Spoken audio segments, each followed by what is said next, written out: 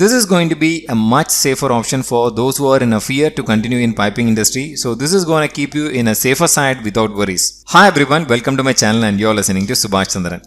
I truly felt this topic is to be addressed now today because I'm getting a lot of such inquiries asking about whether do we have to continue in piping or do we have a future in piping, because most of the people around us are saying piping has no future, and whoever supports are even they are saying we have only for another 2 years and after that we have to change the field. So we are getting a lot of such confusions. So what do we have to do? So I truly felt that this topic needs to be addressed, and I would like to bring a lot more facts in front of you to understand whether are we into the right field or not. So by the end of this video, you will be able to say that whether piping has a future or not. So I can guarantee you that you can strongly make your decision whether to continue in piping or not. So I kindly request you to watch this video without skipping, because every single information is going to give you a new realization about piping. Moreover, I am going to tell you one of the safer option for all the piping engineers who are fearful to continue in piping. So while watching this video, if you truly feel that the information I am sharing is useful, don't hesitate to give me a like, because more the like, more it gets shared and more people will get benefit from these informations. So let's get into the video. And before going to the video, if you're not subscribed to my channel, immediately go and subscribe it now and let's be a part of Pemidaka. Let's learn and grow together in piping. Let's get started. Most of the time we are in a dilemma whether to continue in piping or not to continue in piping. This happens not only for freshers, it also happens for working professionals who are about 10-15 years of experience. So it is surprising to see that highly experienced people have these doubts about survival in piping. I am not denying the fact that I did not have this fear. I do had this fear and I do have gone through the same phase like you are now actually. You know the reason why? Because I was also told so. I was also told that it is not the market who says actually, it's the people around you. Basically your friends, your colleagues and your seniors who keeps on telling you that this is going to fail and you're going to really have a bad future. You can't shine in this field. This is all done. So you can't make money. Better change the profession. This always happens, you know. But what I did is that, so I was really fed up of listening to all this informations from various sources basically. So I wanted to understand about the reality. So I thought of doing little research. I can't say this is research. I was just trying to collect some information to understand whether I am in a right field or not. That's all it is actually. So when I did some little research to understand about my doubt, the reality was amazing. So what I'm going to do today is that I'm going to make you a judge for this particular discussion. So please don't leave the seat now actually. Now for this discussion, and you're going to be a judge because I'm going to act as a lawyer who will produce lots of facts actually. So whatever that I've collected to prove myself. So you be a judge and you will be able to judge exactly whether we are in the right field or wrong field, whether this is a best or a worst career. So please give your judgment and give your verdict, because being a judge, you have to give a verdict. So put your verdict in the comment section. It will be so interesting to watch. I know there will be some lot of funny comments also, but that's fine actually. If you can genuinely give some reply, it will help for many more people. So I kindly request you to act like a very responsible judge. So let's get into the facts. Okay. The super reason for the fear is that most people believe that there is no future for oil and gas industries as we are moving to electrical vehicles. So there will not be any demand for crude.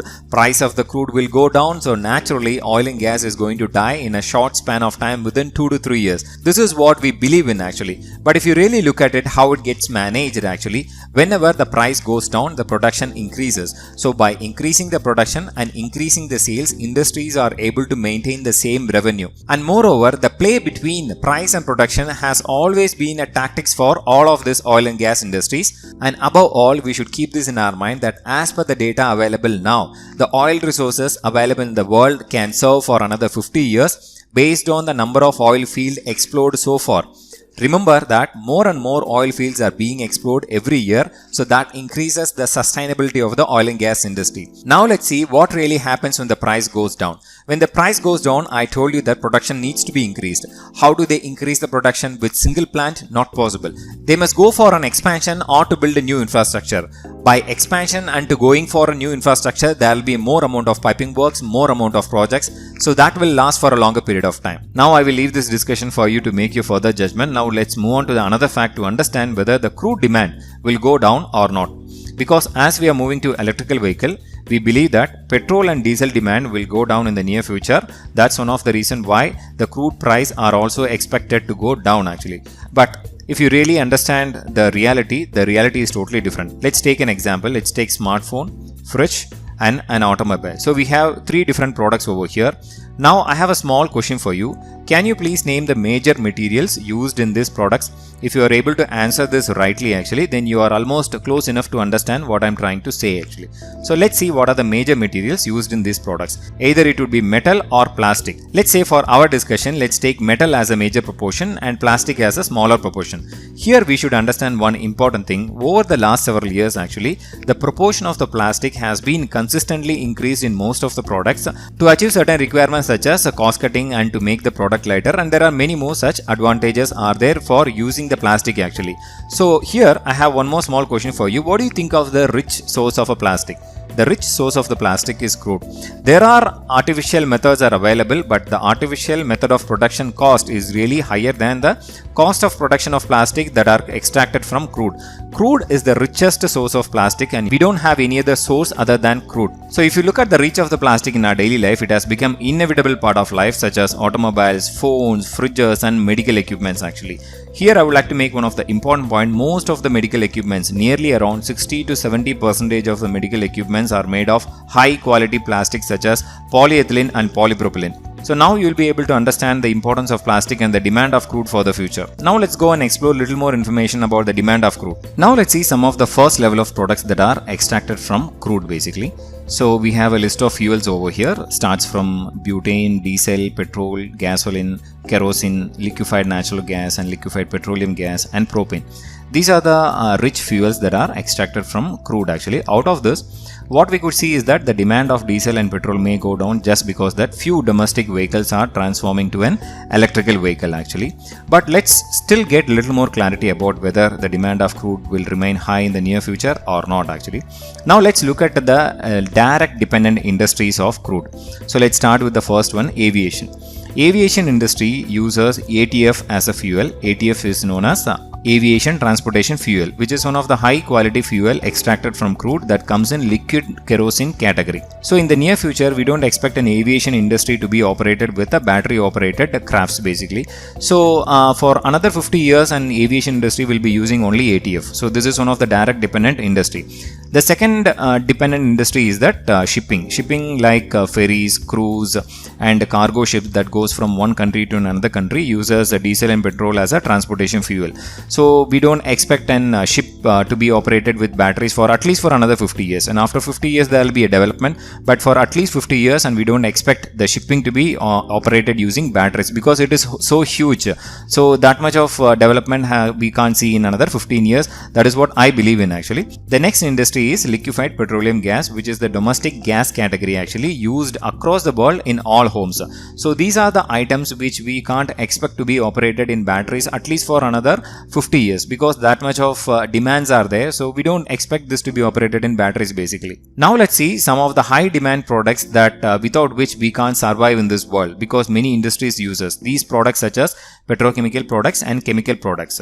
So the raw material for all of these petrochemical products and chemical products are taken out from crude. Crude is the only source of raw material that are used in manufacturing these petrochemical products and chemical products. Let me just show you some of the list whatever that I could get from the internet. So it will be interesting for you to watch actually. So we have a list of products over here. It starts from solvent, diesel fuel, motor oil, mainly lubricants, bearing grease, and there are many more. I have hundreds of that list actually. Bicycle tires and sweaters and tires and CD players and basically plastic products, toolboxes, shoe polish, shoes, clotheslines and perfumes.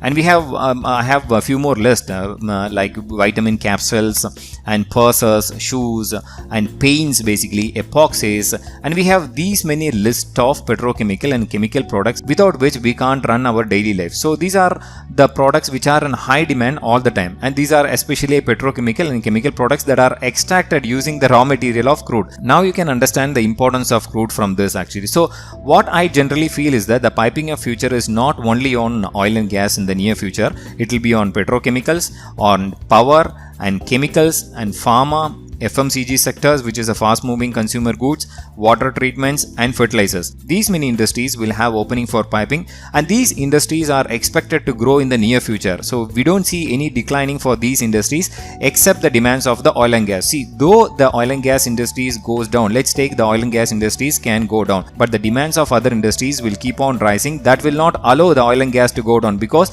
these industries are highly dependent on oil and gas products, which is basically a crude. Let's go to the last part of the video. In the beginning of the video, I told you that I will share one of the safer option for all the piping engineers who are fearful to continue in piping. So this is the option actually. You have to choose a company which provides service for all of these industries, because such types of companies are actually considered to be more safer for piping engineers, because if you have a low demand in one particular industry, you will be able to move within the same company to another project, because that company will be working on different projects for all of these clients basically. So you have to choose such a company which provides services for all of these industries. I will show you two typical examples. I am not recommending the particular company. I am just showing you the type of company. So you can find similar type of companies across the world, because these companies, as I told you, since it is providing services to multiple clients and multiple industries, it is considered to be safer for all the piping engineers. So let's go and find what are these companies. Let me show you the first company. The first company I would like to show you over here is LTTS, which is known as L&T Technology Services. And these companies are known as companies which are doing diversified businesses basically. And if you go to their website, you can see that to how many different industries they are providing supports. So basically, if you go to LTTS website, you can see they are providing to oil and gas, fast moving consumer goods, chemicals, discrete manufacturing and metals and mining. So if you choose businesses and companies like this, so even if there is a demand goes down in one project, and you will be able to move within the company internally into another project. So this is a greater advantage for you.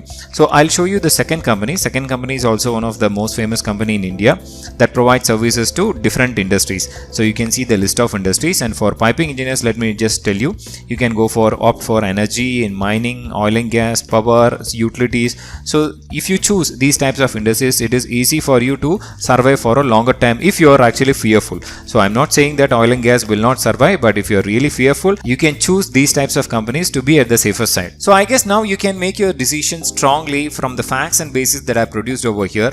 So I guess that you have understood whether piping has a future or not, whether piping engineers can survive for a long term or not, whether oil and gas is really going to go down or not. So I guess that I have answered for almost all the doubts basically. So being a responsible judge, I kindly request you to give your judgment today. Write your verdict in the comment column so that it will help others who are watching this video. And thank you for watching my video, and thanks for supporting me. And if you like this video, please do give me a like, because more the likes, more it gets shared in the YouTube, and more people will get this information and they will also get benefited. And also don't forget to share with your friends. And last but not least, please subscribe to my channel to motivate me. I will meet you in another fantastic video. Until then, bye from Subhash Chandra.